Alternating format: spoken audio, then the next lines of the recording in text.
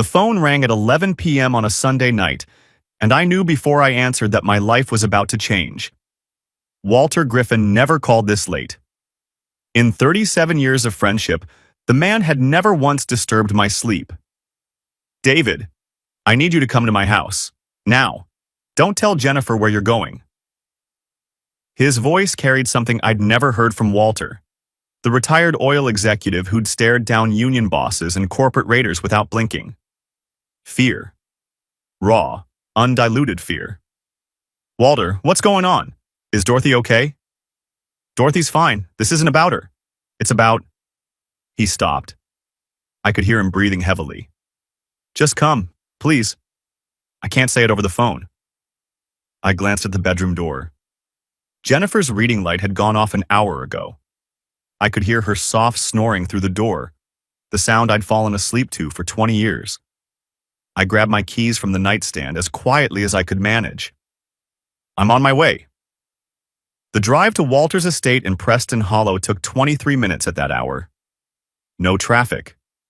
Just me and the Dallas night, and a growing knot in my stomach that tightened with every mile. I ran through possibilities in my head. Financial trouble at the church? A health scare? Something with one of his grandkids? Walter had been there when I was a 25-year-old seminary student with fire in my eyes and nothing but faith in my pocket. He'd watched me build Grace Covenant from a rented gymnasium to a 4,500-member megachurch. He'd been there when I buried my father, stood beside me at the graveside when I could barely stand, then listened to me preach the next Sunday because the flock needed me. Walter had seen me at my best and my worst. Whatever this was, whatever had rattled him this badly, it had to be something I couldn't imagine. His wife Dorothy met me at the door in her robe, her face drawn with worry. She was 70 years old and still beautiful in that elegant way some women age. Silver hair perfectly styled even at midnight, posture straight as a dancer's. "He's in the study," she said, her voice tight. "He won't tell me anything. He's been in there since 9, just playing something on his computer over and over. I've never seen him like this, David." She squeezed my arm. "Whatever it is, help him." I found Walter sitting behind his mahogany desk, a glass of whiskey untouched beside him. The room smelled of old books and leather, the same smell it had carried for the 30 years I'd been visiting this house. On his desk sat his laptop, a pair of headphones, and a framed photograph I recognized. The four of us at Grace Covenant's 15th anniversary gala. Walter, Dorothy, Jennifer, and me. We'd been laughing about something when the photographer caught us. I couldn't remember what. "Sit down," Walter said. His eyes were red-rimmed, and his hands trembled slightly as he turned the laptop toward me. "I need you to listen to something. I'm not going to give you context. I just need you to listen." He pressed play. The first sounds were unmistakable, intimate. The kind of sounds that made my collar feel too tight and my throat go dry. Heavy breathing, soft moans. The rhythmic creak of furniture under strain. I recognized my wife's voice immediately. After 20 years of marriage, you know every note she can hit, every way she sounds when she's lost in passion. The male voice took me longer. Not because I didn't know it, but because my mind refused to accept what my ears were telling me. Tyler Brooks, 34 years old. The youth pastor I'd personally mentored and promoted. The young man I'd seen as my spiritual son. The man who'd sat at my dinner table just last week, praising Jennifer's pot roast and discussing expansion plans for the youth group. I listened for 90 seconds before Walter paused it. My heart was hammering so hard I could feel it in my temples. "There's more," Walter said quietly. "It gets worse. Play it." The sounds of intimacy faded, replaced by rustling sheets and soft conversation. Post-coital pillow talk. I forced myself to keep listening. Jennifer's voice, breathless but calculating. "He's becoming irrelevant, you know. The young families are bored. They come for the tradition, but they stay because of you. Tyler, you could lead this church into the next generation." Tyler's response came lazy and satisfied. The board loves him too much. We'd need to shift that somehow. Leave the board to me. Jennifer's tone hardened into something I'd never heard before. Cold, strategic, nothing like the warm woman I'd married. I've been the pastor's wife for 20 years.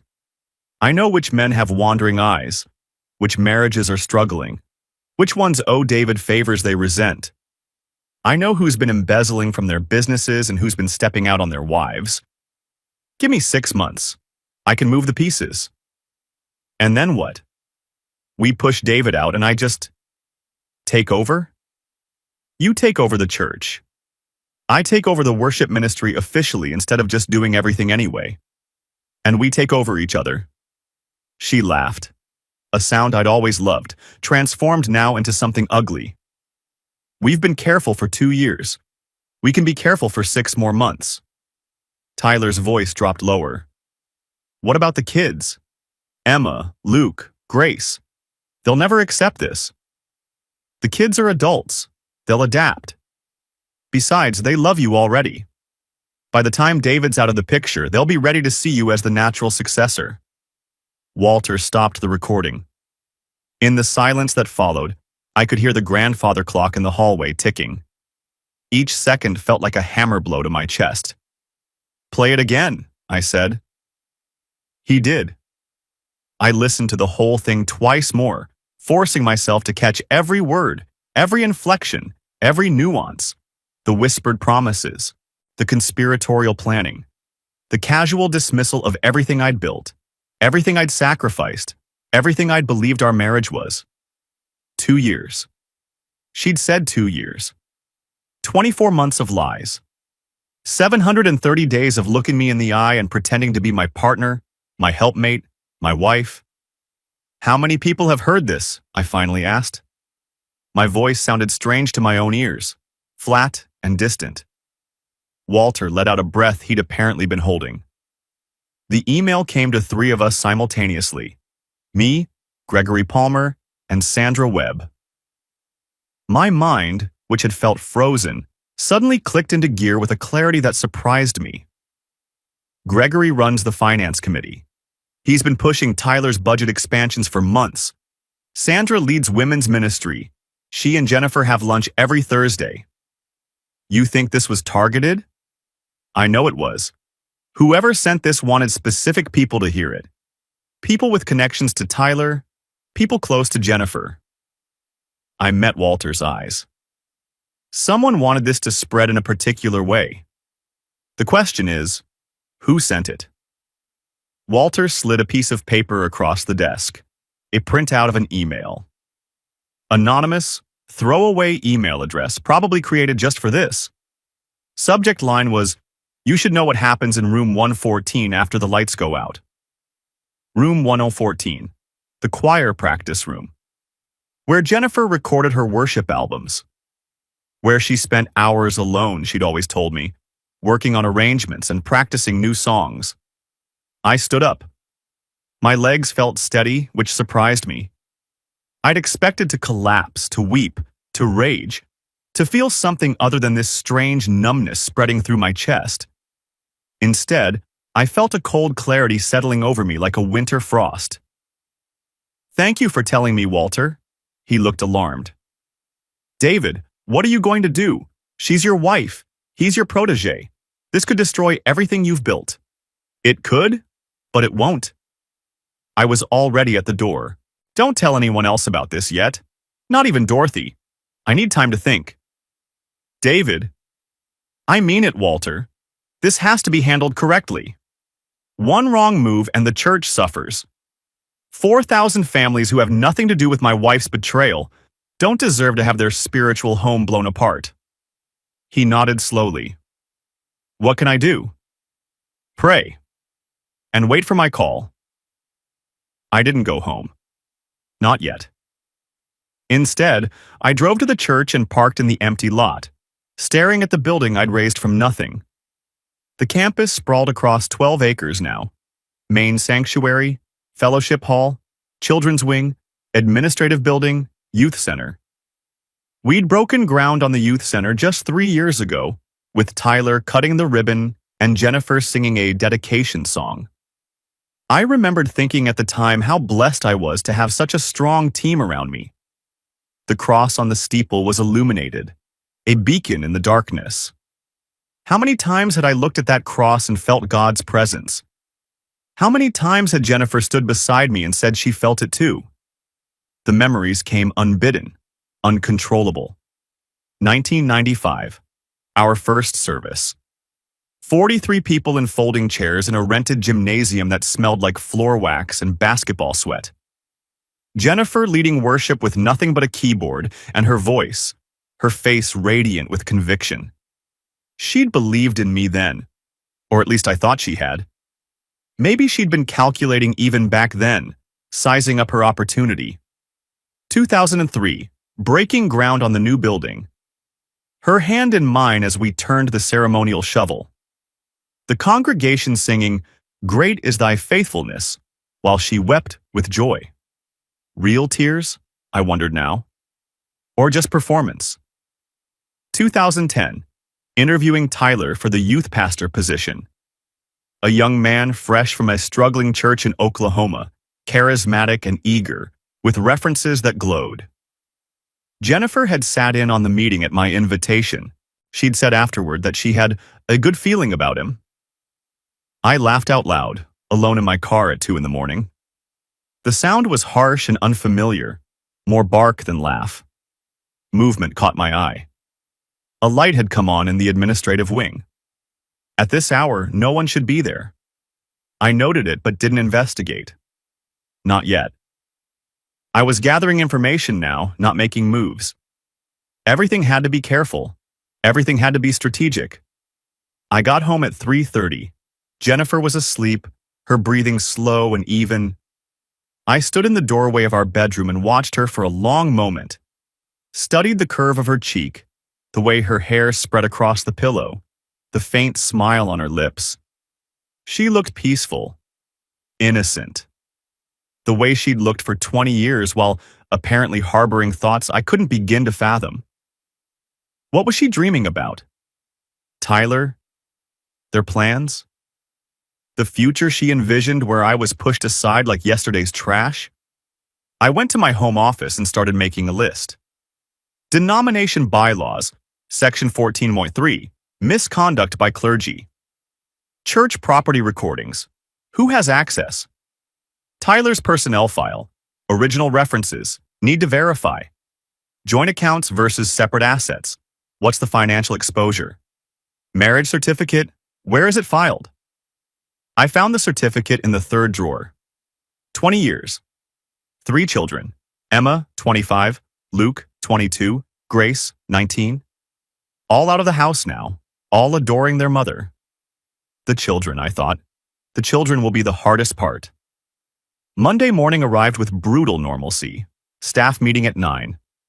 I preached a devotional on faithfulness. The irony wasn't lost on me. While Tyler sat in the third row taking notes like the eager student he'd always pretended to be. His pen moved across the paper with practiced efficiency. Occasionally, he'd look up and nod thoughtfully, playing the role of devoted mentee to perfection. Jennifer brought coffee and perched beside me, squeezing my hand during the prayer. Her fingers felt the same as they always had. Warm, familiar, deceiving. I squeezed back. I noticed things I'd missed before. The way Tyler's eyes flicked to her when he thought no one was watching. Just a fraction of a second, but loaded with meaning. The way Jennifer's phone stayed face down on the table. She used to leave it face up, screen visible, nothing to hide. When Tyler cracked a joke about Room 114's great acoustics for recording, Jennifer laughed a little too brightly, and I laughed along with them. Let them think I was blind. Let them think I was the oblivious old husband. Every hour I spent pretending was an hour I could use to prepare. After the meeting, Tyler lingered. "Pastor Mitchell, do you have a minute? I wanted to discuss the upcoming youth retreat." "Of course, Tyler. Walk with me." We strolled through the fellowship hall, past the Sunday school classrooms, out to the garden where we held outdoor baptisms in the summer. Tyler talked about his vision for the retreat: team-building exercises, worship sessions, small group discussions about faith and doubt. His enthusiasm seemed genuine. Maybe it was. Maybe he really did care about the kids in his ministry, even while plotting to steal my church and my wife. That all sounds excellent, I said. Run the budget by Gregory and let's make it happen. Thank you, sir. Your support means everything to me. He clasped my shoulder with one hand, a gesture I'd taught him, actually, back when I was showing him how to connect with congregants. I know I don't say it enough, but you've been like a father to me these past 6 years. I smiled. It took every ounce of willpower I possessed. And you've been like a son to me, Tyler. I hope you know that. After he left, I found our IT administrator in the hallway. His name was Philip Webb, Sandra's husband, though the marriage had been cold for years. They sat on opposite sides of the sanctuary during services, never speaking, never touching, a detail I'd filed away as a pastoral concern and now found useful. Philip, quick question. I'm reviewing our security protocols after that data breach at First Baptist last month. Can you pull the access logs for the recording system in room 114? I want to see who's been using it and from where. He didn't hesitate. Sure, Pastor. I can have that to you by tomorrow. Appreciate it. Keep this between us for now. Don't want to start any rumors about security problems. He nodded, and I moved on before he could ask questions. Tuesday, I requested a meeting with Gregory Palmer under the guise of discussing next year's budget. Gregory was a numbers man, sharp, ambitious, and perpetually frustrated that I didn't rubber stamp every expansion he proposed. He'd been pushing hard for Tyler's initiatives lately. At the time, I'd thought it was just his usual enthusiasm for growth. Now I wondered what else was behind it. Tyler's been pushing for a young leaders retreat, Gregory said, sliding a folder across the table. Weekend at a resort in Hill Country. $15,000, but the ROI in terms of volunteer retention. I held up a hand. Show me the attendee list. He flipped to a page. There it was. Jennifer Mitchell, listed as a worship consultant.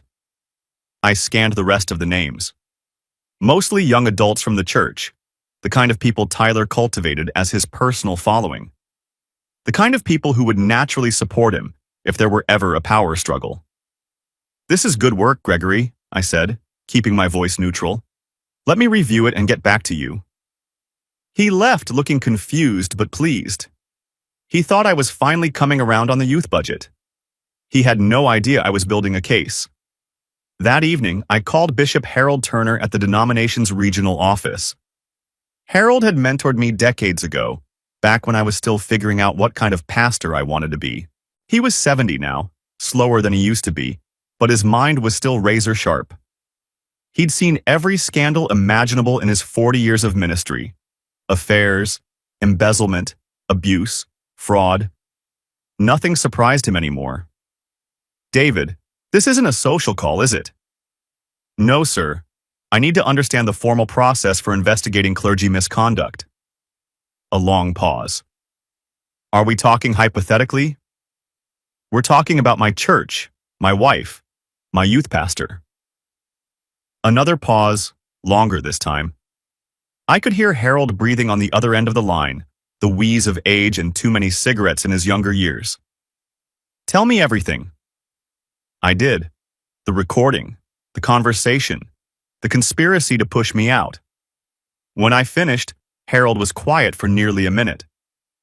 The denomination can investigate, he finally said, but you'll need evidence, documentation, everything buttoned up tight before we make any moves. Right now you have an anonymous recording. Damning, yes, but easily contested. She could claim it was doctored. He could claim it was taken out of context. We need more. I'm working on it. David. His voice softened. How are you holding up? Not as a pastor, but as a man? I considered the question. Honestly? I don't know yet. I think I'm still in shock. Part of me keeps expecting to wake up and discover this was all a nightmare. That's normal. When Margaret had her affair back in '92, he stopped abruptly. I hadn't known about that. Well, let's just say I understand what you're feeling. The important thing right now is to stay focused. Don't confront her until we're ready. Can you do that? I can do anything I have to do. Good man. I'll start the paperwork on our end. You gather the evidence. And David, call me anytime, day or night. You shouldn't carry this alone. Wednesday brought the IT logs. Philip delivered them personally. A thick folder of printouts, clearly curious about what I was looking for, but too professional to ask. I thanked him and closed my office door. The recordings from room 114 were automatically saved to a cloud server. Access was limited to 3 people, Jennifer, Tyler, and me. But someone else had accessed the September archive from an outside IP address, an address that traced back to Gregory Palmer's home computer. I sat back in my chair, processing this new information. Gregory hadn't just received the anonymous email. Gregory had extracted the recording in the first place. But why would he expose something that could benefit his ally? I dug deeper. Public records, financial databases, county court filings. The picture that emerged was ugly. Gregory's consulting company had lost a major contract 6 months ago, their biggest client representing 40% of their revenue. He'd been borrowing against his retirement fund. He'd taken out a second mortgage on his house. He was sinking fast. The pieces clicked together. Gregory wasn't trying to expose Jennifer and Tyler. He was gathering leverage, blackmail material. He probably planned to use it to secure his position, maybe push for a bigger role in church leadership, maybe just extract money to cover his debts. Someone else had sent the recording to the board before Gregory could make his play, which meant someone else knew about the affair. Someone who wanted the truth out. The question was, who? Thursday evening, my phone buzzed with a text from an unknown number. Meet me at Rosie's Diner on Highway 12. Come alone, 7 p.m. I have more. Rosie's was a truck stop 20 miles outside the city.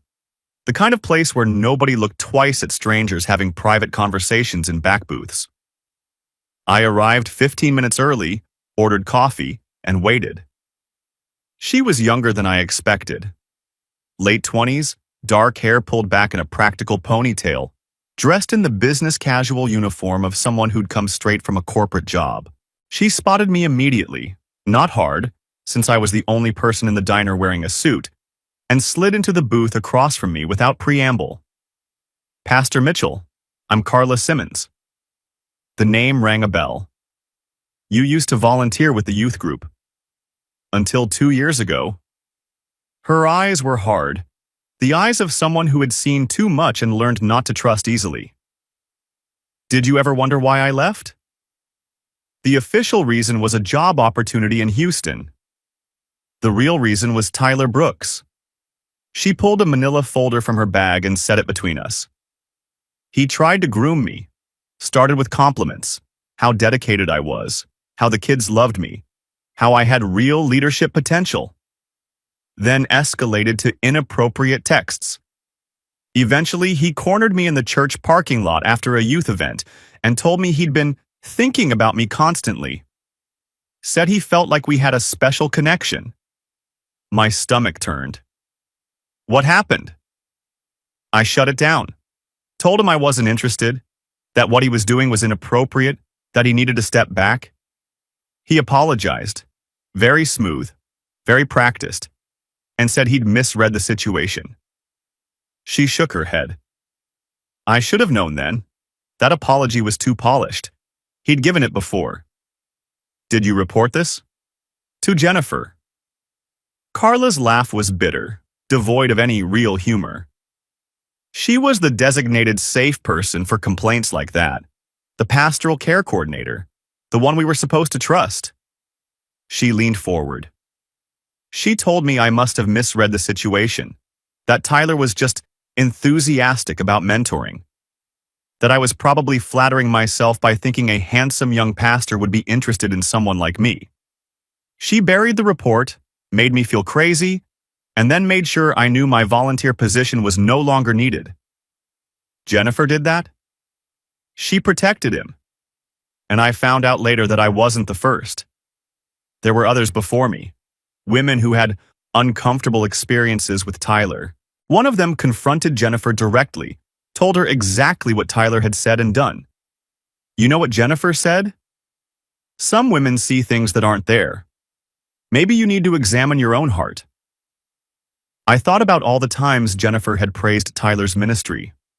All the times she'd advocated for his budget, his programs, his expanded role. I'd thought it was because she believed in his work. Now I understood. She was protecting her investment. Why are you coming forward now? I asked. Because I'm not going to let them get away with it. Carla pushed the folder closer. I work in IT security now. The church's cloud storage has holes you could drive a truck through. Same vulnerabilities I flagged 2 years ago, which nobody bothered to fix. When I heard through the grapevine that Tyler was being considered for a bigger role, I decided to check what was actually on those servers. You found the recording. I found a lot more than that. 3 months of recordings from room 114. Tyler wasn't just having an affair with your wife. He was using that room like a private meeting space, and the things he said when he thought no one was listening. She shook her head. The affair is the least of it. He talked about the church like it was a business opportunity. Jennifer talked about you like you were an obstacle to be removed. I looked at the folder. What else is in here? Emails from Jennifer assuring me the misunderstanding was handled. Screenshots of Tyler's texts. I saved them before I deleted them, just in case.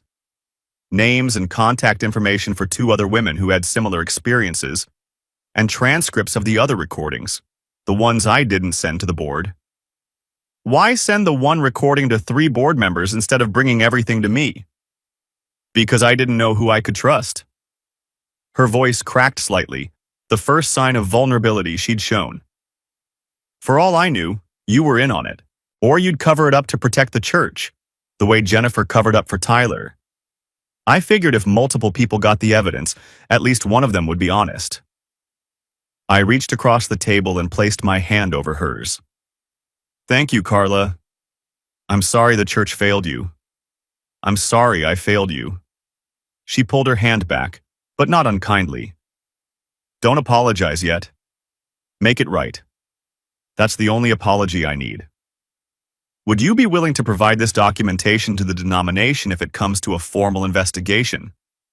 She nodded slowly. Yes, but only if my name stays out of it until absolutely necessary. I have a career now, a life. I don't want Tyler's mess following me any more than it already has. Done. You have my word. She stood up to leave, then paused. One more thing. The woman who confronted Jennifer directly, the one Jennifer gaslit, her name is Denise Thornton. She left the church about a year before I did.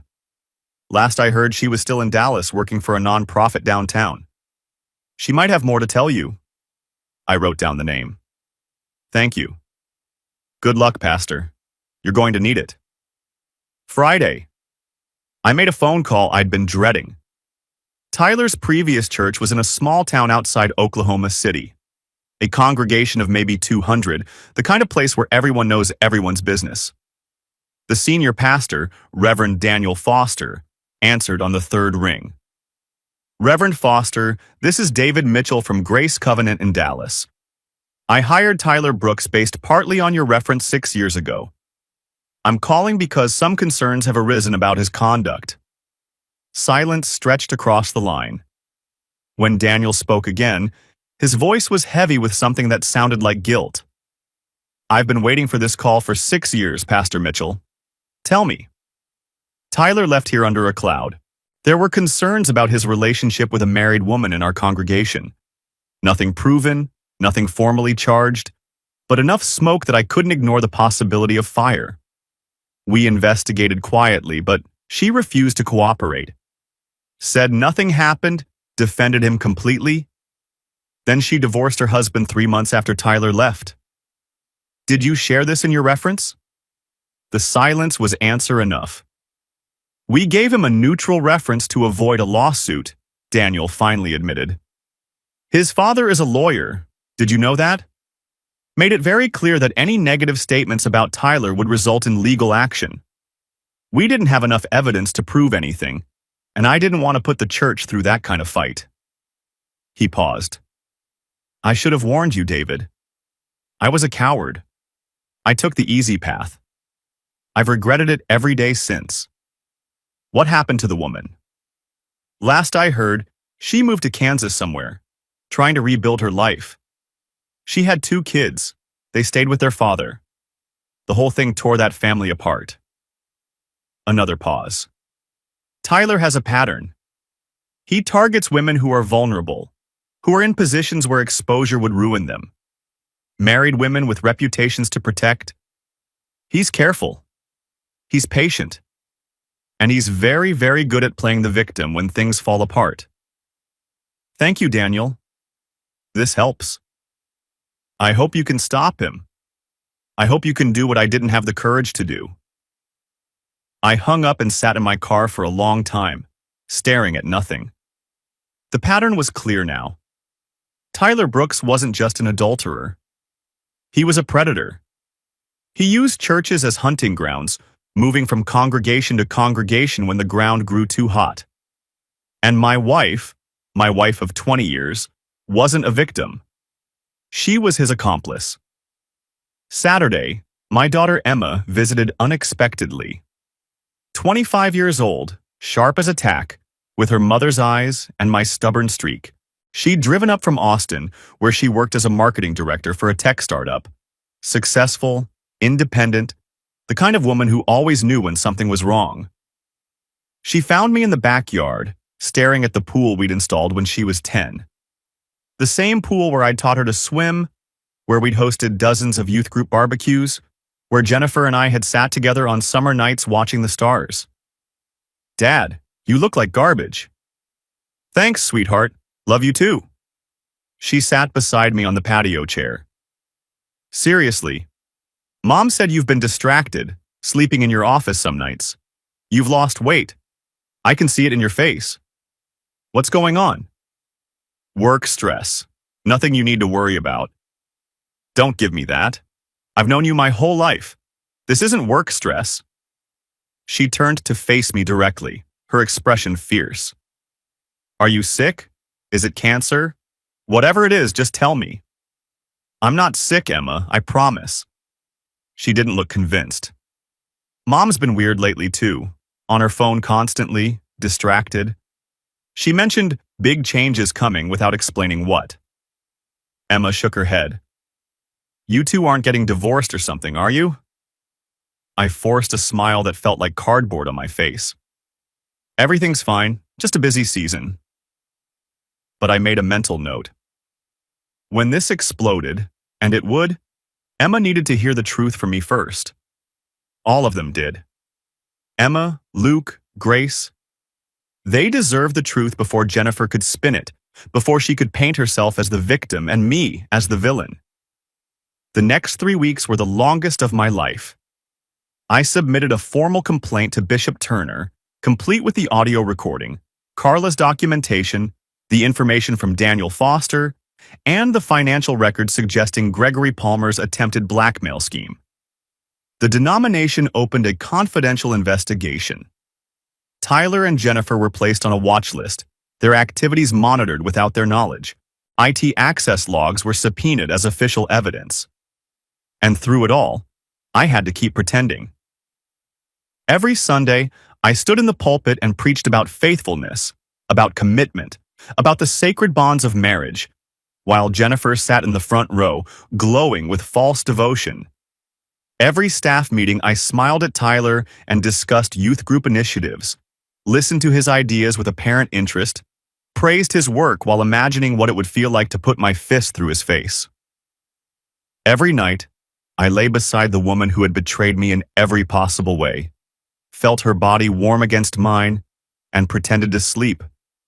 The mask was necessary. Harold Turner had been clear about that. If Jennifer knew she was under investigation, she could destroy evidence, delete texts, burn documents, coordinate stories with Tyler. The element of surprise was our only advantage. I had to wait. But wearing that mask was eating me alive. I started losing weight, 12 pounds in 3 weeks. Sleep came in fragments, an hour here, 2 hours there, always interrupted by dreams I didn't want to remember. Dreams where Jennifer and Tyler laughed at me while the church burned around us. Dreams where my children looked at me with hatred in their eyes. Church members commented that I looked tired. "Pastor Mitchell, are you taking care of yourself?" they'd ask after services. I'd smile and deflect and add another crack to the mask that was slowly killing me.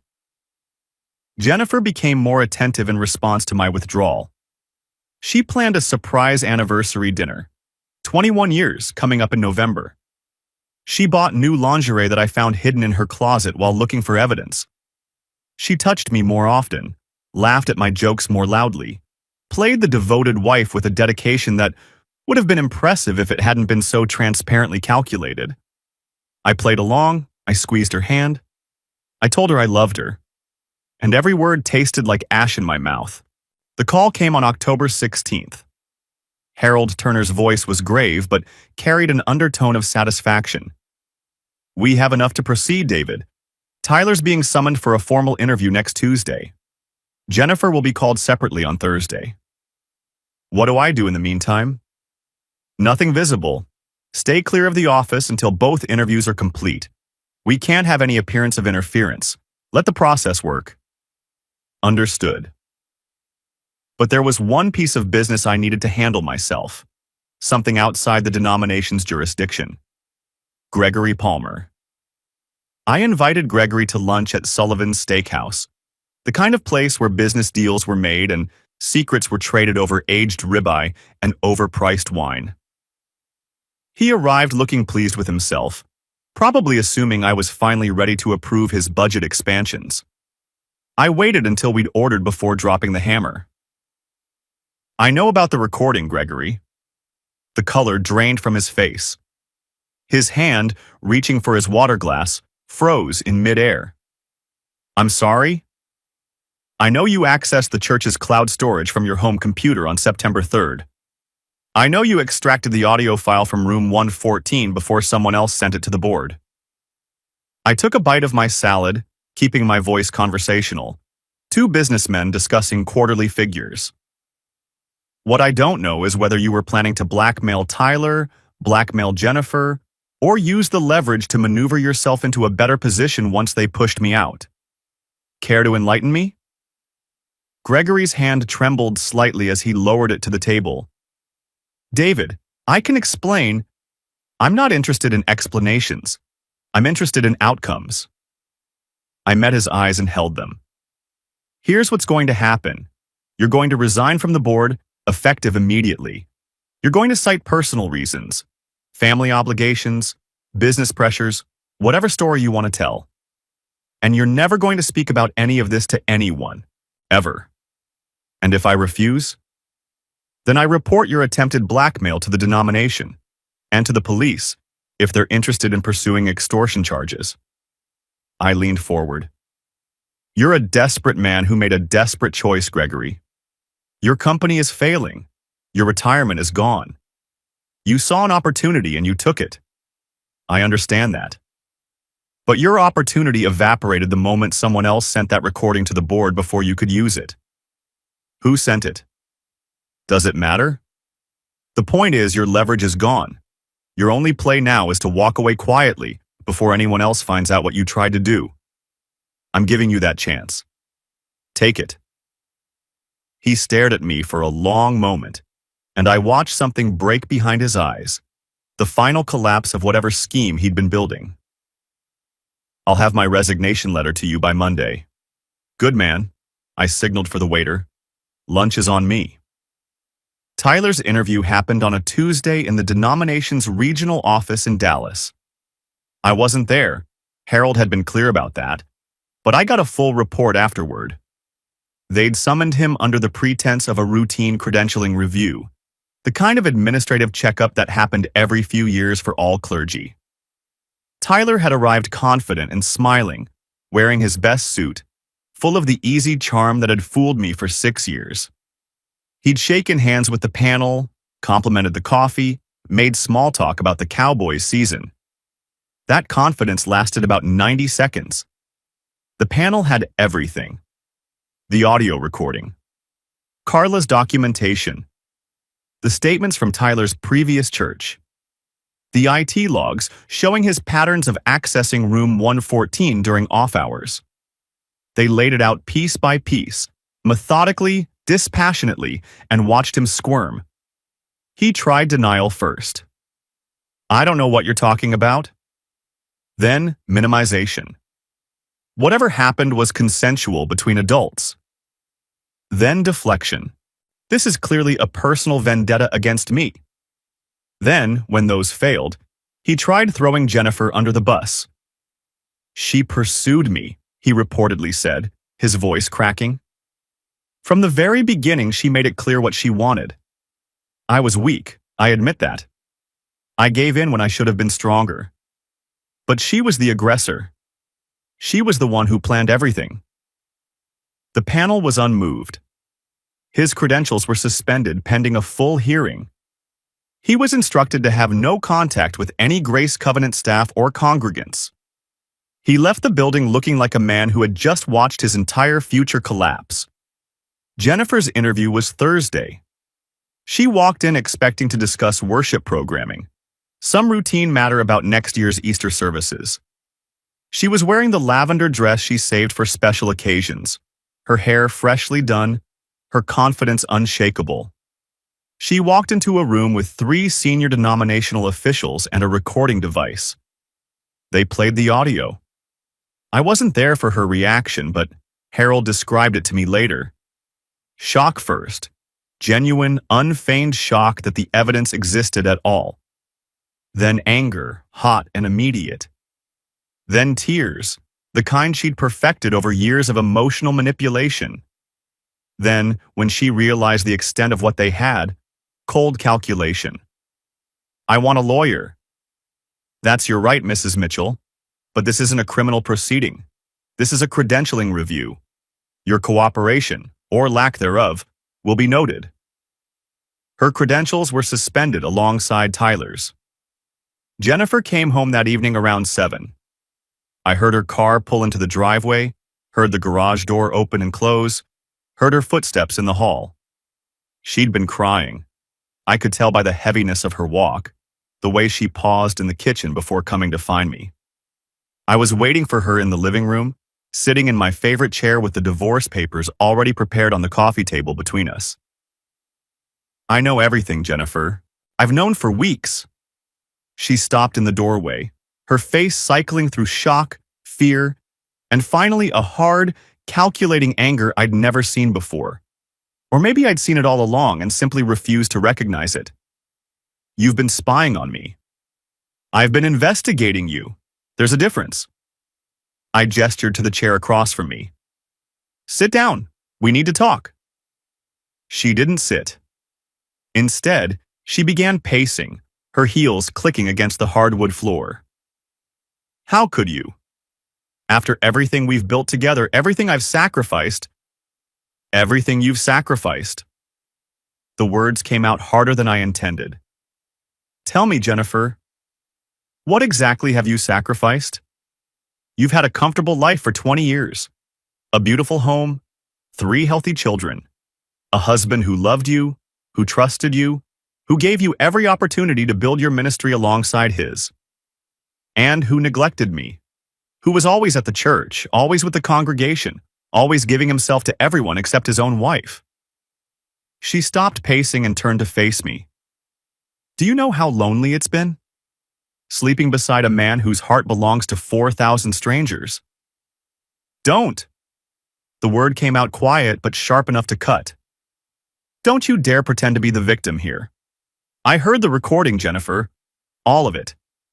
Not just the sounds of you and Tyler doing whatever you were doing in that room. The conversation afterward, the planning, the scheming. I stood up and faced her directly. You said I was becoming irrelevant. You told him to give you 6 months and you'd move the pieces. You talked about which board members have wandering eyes, which marriages are struggling, using their weaknesses against them to get what you wanted. I was venting. People say things they don't mean. You buried reports about Tyler. Carla Simmons came to you, told you exactly what he'd done, and you made her feel crazy. You protected a predator so you could use him for your own purposes. Jennifer's face went white. She's lying. She always had a crush on Tyler. She imagined 2 other women, Jennifer, at least 2 others. And I spoke to Tyler's previous church. You know what happened there? The same pattern. A married woman whose life was destroyed while Tyler walked away clean. And you knew. You had to know. She was silent for a long moment. When she spoke again, her voice had changed. Harder, colder, stripped of any pretense of innocence. What do you want, David? I pushed the divorce papers toward her. I want you gone. I want this marriage ended. I want you to sign these papers, take your half of the assets, and disappear from my life as completely as possible. She picked up the papers and flipped through them. Her lawyer's training, before she'd become a full-time pastor's wife, showed in the way she scanned the key paragraphs. 50-50 split, that's generous. It's Texas law.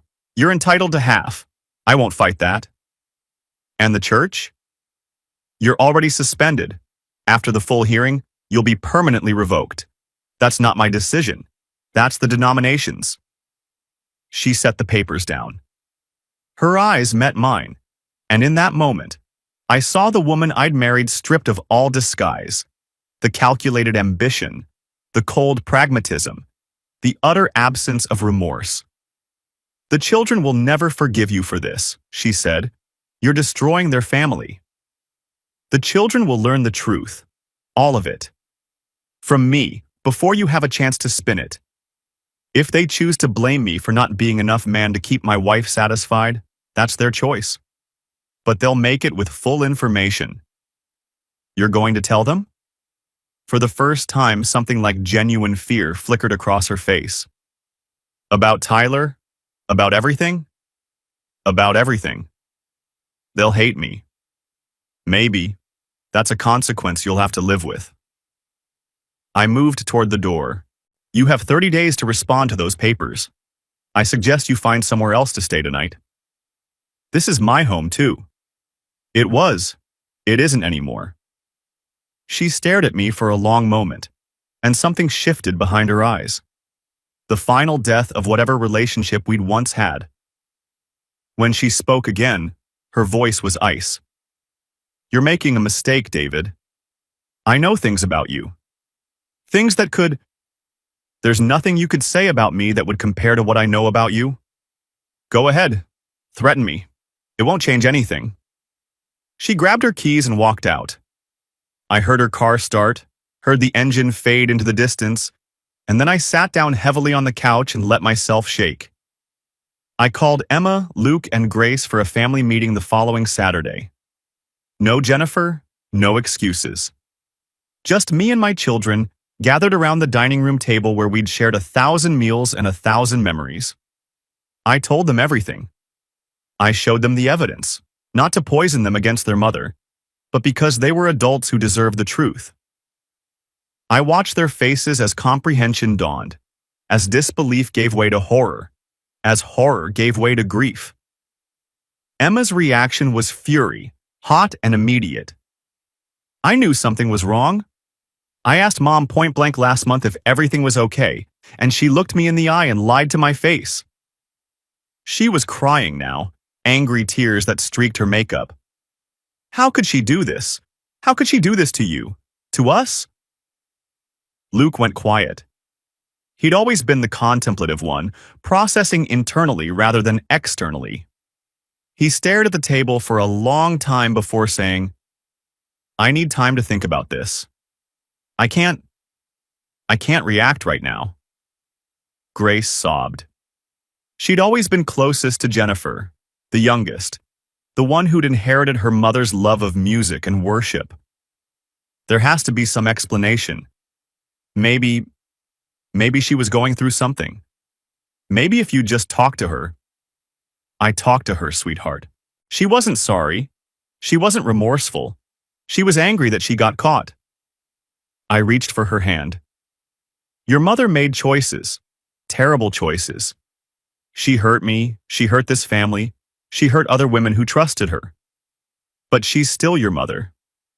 How you relate to her going forward is up to you. I won't ask you to choose sides. I only ask that you know the truth. Grace pulled her hand away and fled the room. I let her go. I could have destroyed Jennifer publicly. I could have stood before 4,500 people and announced that their worship leader had been sleeping with the youth pastor while plotting to steal the church. I could have named names, shared recordings, burned everything to the ground. I chose not to. The Sunday after the confrontation, I addressed the congregation with a carefully prepared statement. I'm stepping away from Grace Covenant for a season. This is for personal and family reasons I won't discuss in detail. I ask for your prayers, not your questions. Bishop Turner has appointed interim leadership. Good people who will shepherd you well in my absence. I'll return to ministry when God calls me back. Until then, I need to heal. What I didn't say. Jennifer's name. Tyler's name. The affair. The conspiracy. What the congregation heard. Their pastor was struggling. His wife was suddenly absent from the worship team. Tyler had moved on to other opportunities. Rumors flew, but I refused to engage with them. Let the truth emerge in whispers and implications. The church would survive. The divorce finalized on November 28th, the day before Thanksgiving. Jennifer got half of everything, but she didn't get the things that mattered. I spent Thanksgiving with Emma, Luke, and Grace. We ordered Chinese food, none of us felt like cooking, and watched old movies until midnight. We didn't talk about Jennifer. We didn't need to. I learned later what happened to Jennifer during those months. Without Tyler, without the church, without the marriage, she spiraled. She tried to find a new church home, but the Evangelical Covenant network is tight-knit. Word travels in those circles faster than wildfire. Everyone knew what she'd done. Maybe not the specific details, but enough. She was politely welcomed as a member at a few congregations, but never invited to lead, never asked to serve, never trusted with anything that mattered. She applied for worship positions at churches outside the network. But references are a tricky thing, and Jennifer had burned her bridges thoroughly. When people called me, I simply said, I'm not the right person to speak to Jennifer's professional qualifications. That non-answer spoke volumes to anyone with ears to hear. By February, she'd taken a part-time job as a receptionist at a dental office. The pastor's wife, who once commanded a worship team of 40 people, reduced to scheduling root canals and processing insurance claims. I took no pleasure in this, or at least I tried not to. Some dark part of me felt a grim satisfaction that I wasn't proud of. Tyler fared worse. He moved back to Oklahoma immediately after his suspension, lived with his parents for a while in the room he'd had as a teenager, then scraped together enough for a small apartment near Tulsa. Night shifts at a warehouse, loading trucks in the cold and heat, earning in a week what he used to make in a day as a youth pastor. He kept sending out resumes to churches, kept getting rejections or silence. His name had become toxic. One pastor in Florida seemed genuinely interested, called him 3 times, discussed vision and ministry philosophy, then called back a week later with one final question. We did some additional research and found concerning information about your departure from Grace Covenant. Can you explain? Tyler tried. The pastor thanked him politely and never called again. By spring, Tyler had stopped applying for ministry positions altogether. Some doors, once closed, stay closed forever. December through March, I rented a cabin in the hill country, 3 months of solitude, reading, praying, hiking, processing the wreckage of my marriage and trying to figure out who I was without it. The cabin was small. 2 rooms, a wood-burning stove, a porch that looked out over rolling hills covered in live oaks and cedar. I brought books I'd been meaning to read for years. Biographies of faith leaders who'd faced crisis. Theological works on suffering and redemption. Poetry that I'd always thought was too sentimental but now hit me like hammer blows. The betrayal wasn't the hardest part. I'd made peace with that, or at least I was learning to. Jennifer had made her choices. Tyler had made his. I couldn't control their actions, only my response. The hardest part was the blindness. How had I missed it for 2 years? The late nights she attributed to worship team rehearsals. The phone calls she stepped away to take. The new spark in her eyes that I'd thought was spiritual renewal, but was actually something far more carnal. I was supposed to be a shepherd, trained to see the wolves circling my flock. And I'd let one into my own bed. The silence surrounded me now. 20 years of marriage, and I was alone. The bed felt too big. The meals felt too quiet. Sometimes I'd hear a sound in the other room and turn, expecting Jennifer, before remembering that she was gone. But the silence taught me things. It taught me that I'd been running so hard for so long, building the church, counseling the congregation, managing the staff, that I'd forgotten how to be still. It taught me that my identity had become tangled up in my ministry in unhealthy ways. Without the title of senior pastor, without the role of husband, who was David Mitchell? I spent a lot of time on that porch, watching the hills change color as winter turned to spring, asking God questions I knew He wouldn't answer directly. Not, why did this happen? I understood human nature well enough to know that why was the wrong question. More like, what now? And who am I? And is there anything left worth building? The answers came slowly. A Bible verse that hit differently than it had before. A conversation with a stranger at a gas station. A moment of clarity during a long hike when the sunset painted the sky in colors I'd forgotten existed. One evening, I drove to a nearby town for groceries and passed a small country church. White clapboard building, hand-painted sign that said, First Baptist Church of Fredericksburg, all welcome. Maybe 50 members on a good Sunday. Something made me pull over. Something made me walk inside for their Wednesday night service. Nobody knew me there. I wasn't Pastor David Mitchell, leader of a megachurch. I was just a tired man in a flannel shirt, sitting in the back pew with calloused hands and hollow eyes. I let the simple worship wash over me. Hymns from my childhood. A sermon about perseverance that was clearly written by someone who had known suffering firsthand. After the service, the pastor found me. Elderly, stooped, with a face weathered by years and eyes that had seen everything but still sparkled with kindness.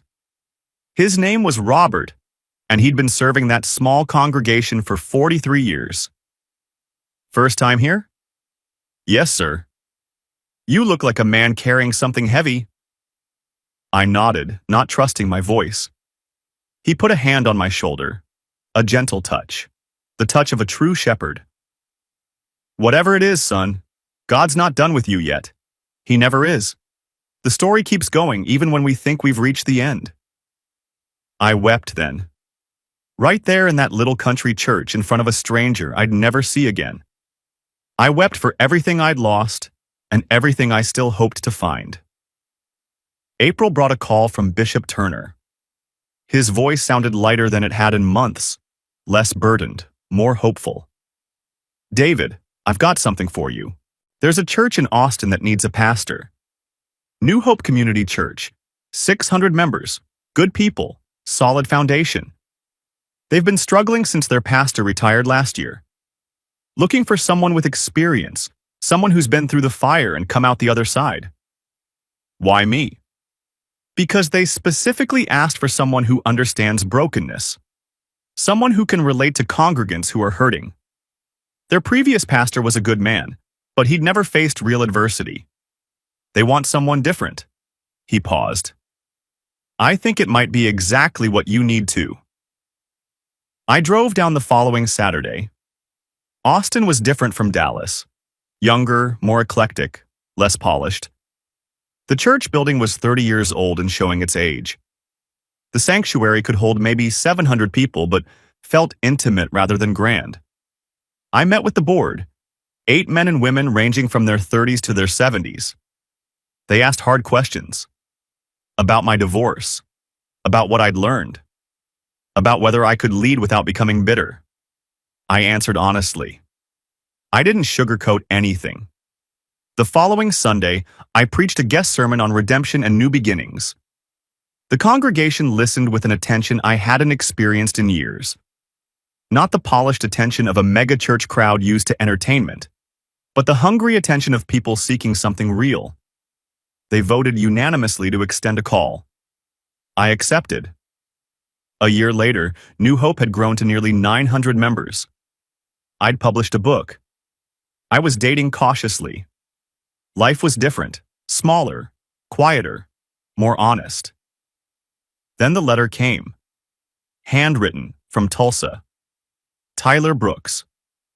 He wrote about counseling, about understanding his patterns, about trying to become someone trustworthy.